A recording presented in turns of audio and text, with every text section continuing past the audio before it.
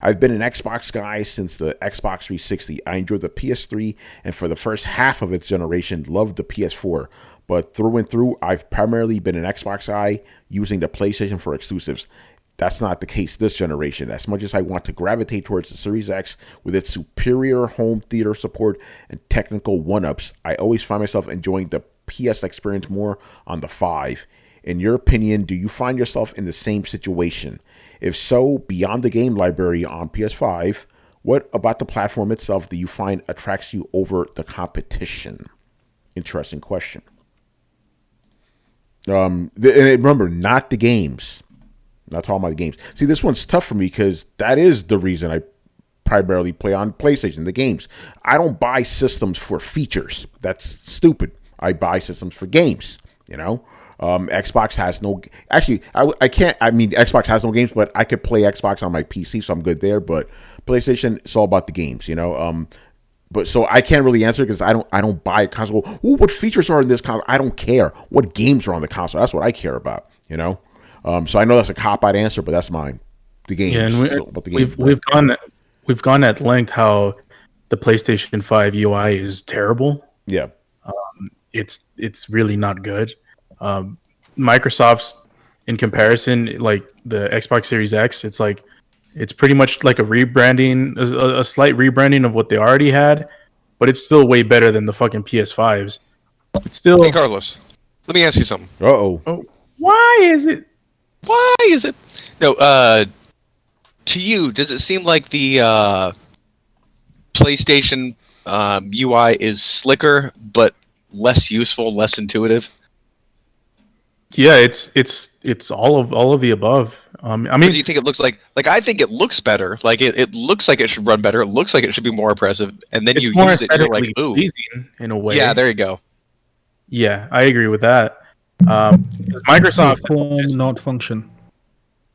Yeah, exactly. Because PlayStation doesn't have a quick menu. Microsoft does. The quick menu is fucking amazing. Like, Microsoft's had that for 2 or 3 generations now, where it's like I'm playing a game, I press the home button.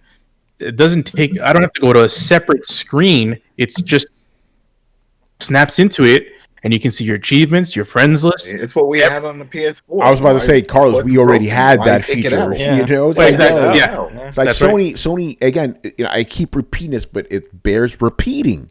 Sony is like they do what every RPG does, right? You get the first installment, your character is fucking beefy and shit, level 100, all the badass armor and shit. The sequel, you get all that shit stripped out. And then you got to rebuild it again. That's what Sony does with every console. PS3, by the end of the PS3 era, we had all these dope-ass features. By the PS4, all that shit got taken out, right? Then the PS4 rebuilt all that shit again, right?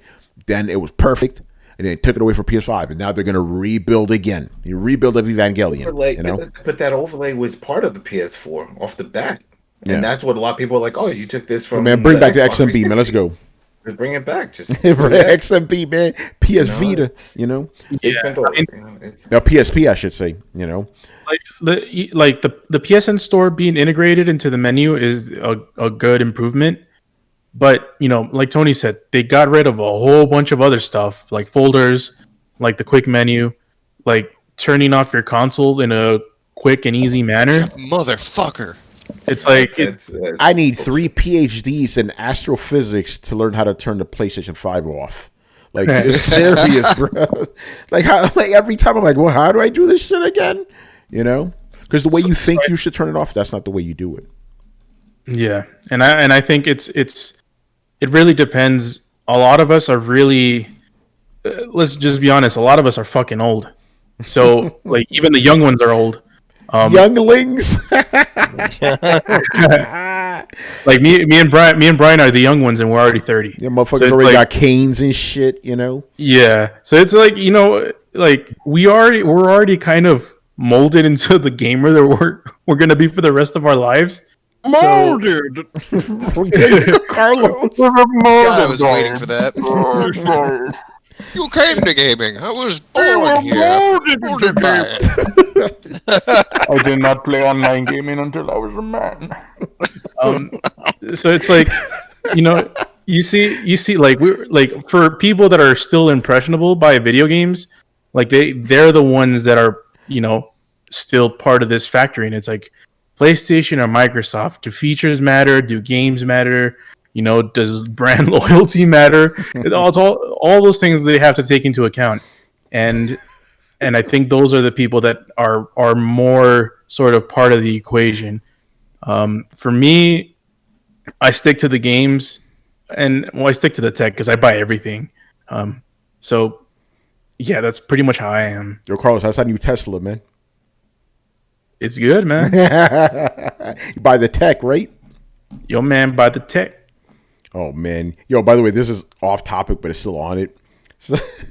So yesterday, Paris, right, from Gamertag Radio, he posted a picture from Spider-Man, right? Miles Morales. He's like, oh, this game's fucking dope, right? So this one Xbox guy jumps in, and he's like, man, I'm so jealous. I wish I was on Xbox. So another guy comes in, and he's like, hey, you have room to get a PlayStation, And he's like, I can't. I'm too loyal. Bruh. I saw that. Yeah. Bruh, you're too loyal to a fucking piece of plastic. I could understand if he said preference, right? No, my man said loyal. And I want to jump in there. I didn't do it. I want to jump in like, yo, my man, is the Xbox loyal to you, though? Oh, You know? Are they loyal to you? They don't care. Motherfuckers is crazy. They responded more than... I'm going to call an episode of Throwdown that. I'm too loyal. I mean, dude, but that's where my beef with Sony comes in. Is like Microsoft seems like it's trying to reach out, and Sony's sitting on its ivory tower. Like that, in a nutshell, is why why I'm sure some of you guys think that I hate Sony, even though I do most of my gaming on Sony machines for the last 3 generations. Yeah, no, you're right, Brett, and that's first place syndrome, like you mentioned, and first place syndrome. And check this out. Nintendo, even when they're failing, they're on this fucking ivory tower. That is true. Oh, yeah. Our fucking Wii U system failed. Let's release a portable that doesn't have voice chat. Like they all fucking do it. If Microsoft and Xbox was in first place, they wouldn't change a lick of things. They're just stay the same, keep doing what they're doing, ride the course, status quo, keep the line. That's all they do, because then they wait for the sign of weakness where they could potentially lose money, and that's when they change things. That's when the big changes come along. When finally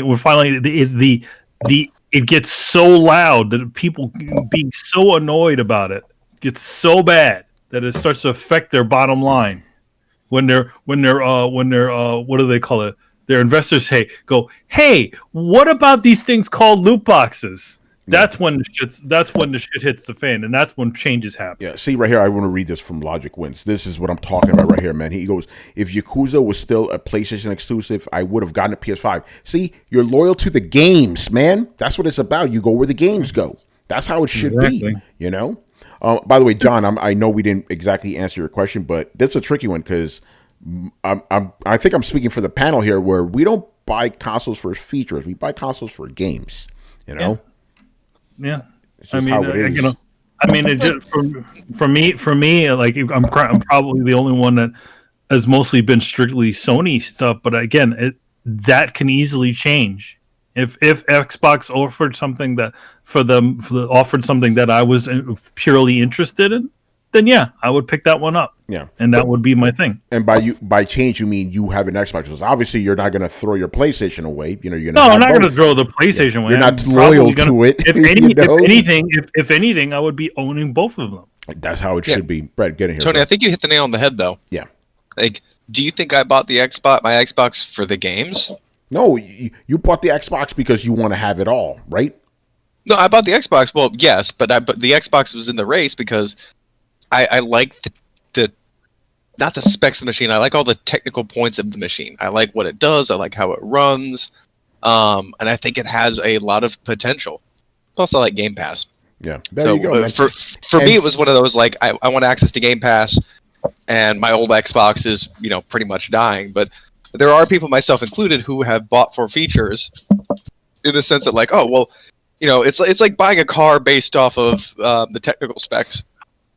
You're like, okay, so this This should, has like 500 horsepower. It's lightweight. It's got the front wheel drive. So this should be a great drifting car, in theory, right? You don't know because you can't take it out on the track yet.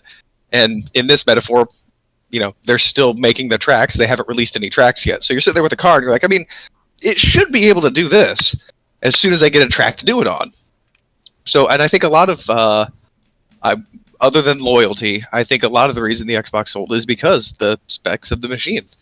And having gotten it and, had both or have both, I'm still impressed by the machine. If you ask me side by side, which is the better build in terms of quality, Microsoft by leaps and bounds. Now that could be colored by the fact that I'm apparently really insanely unlucky. I'm the only one having half of these problems.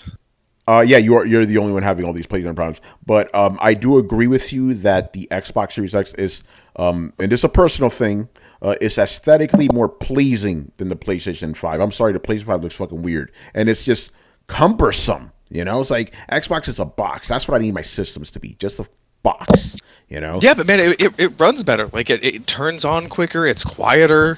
Quiet. That's the great. My PlayStation is quiet unless I put a disc in. Then it's yeah. Well, I don't mean like standard baseline quiet. That's the thing that surprised me. Like I'm used to you're like, oh yeah, man, that thing's quiet. I can barely hear the fans. And then I got the Xbox, and I had the same problem with my TV when I got my new Samsung TV. Like the blacks are too black, so I'll go out, I'll turn it on, and it'll just turn off. I'm like, fuck, it was on. I kind of have that problem with my Xbox. I'll be like, is it on? And you have to go over and put your ear to it and tap it and just listen. Like it's one of those oh shit, is grandma still alive kind of things. Oh shit. So this shit just got dark. What's that? This shit just got dark. Put your hand over her mouth. Is she still breathing, man? Yeah, listen, I've had to do that with some relatives. Like, this motherfucker's still alive. Oh man. So, yeah, I've been really impressed with the quality of the engineering on the box itself.